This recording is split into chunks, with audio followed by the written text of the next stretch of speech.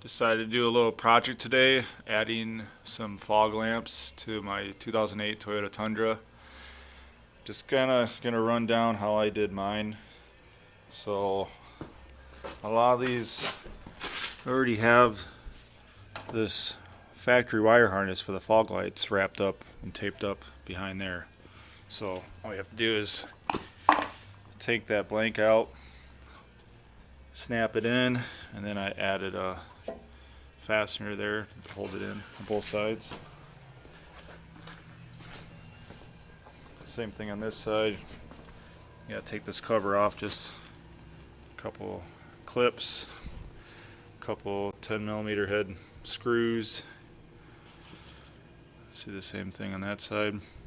So once you do that, there's two ways of doing it. I got this kit on eBay for about 37 bucks.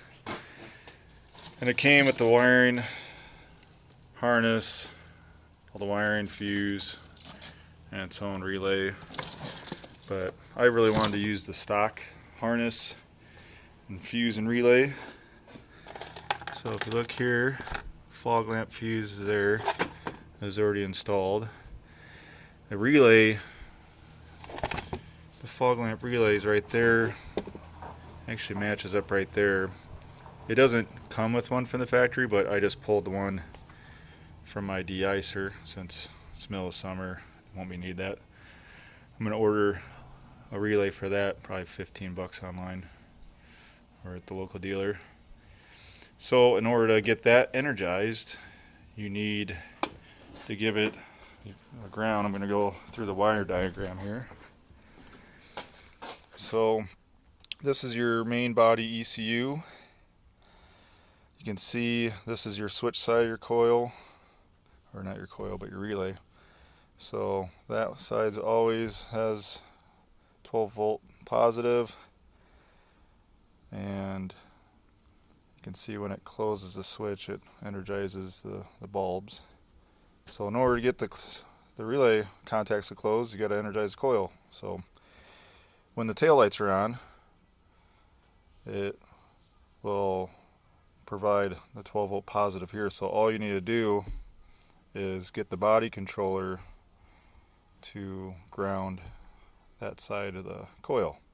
There's two ways of doing it. You can run your switch and have the switch grounded, or the way I did it, I just cut this pink wire here. It's on terminal 28 of that J3 connector. There's the J3 connector, the drawing of it.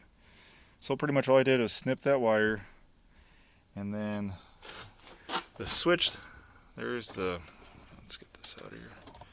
There's the switch that came with it.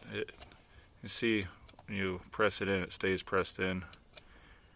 Now let's back up. So there's 4 wires coming out of here. The way their harness set up through the relay, it'll actually light this up green.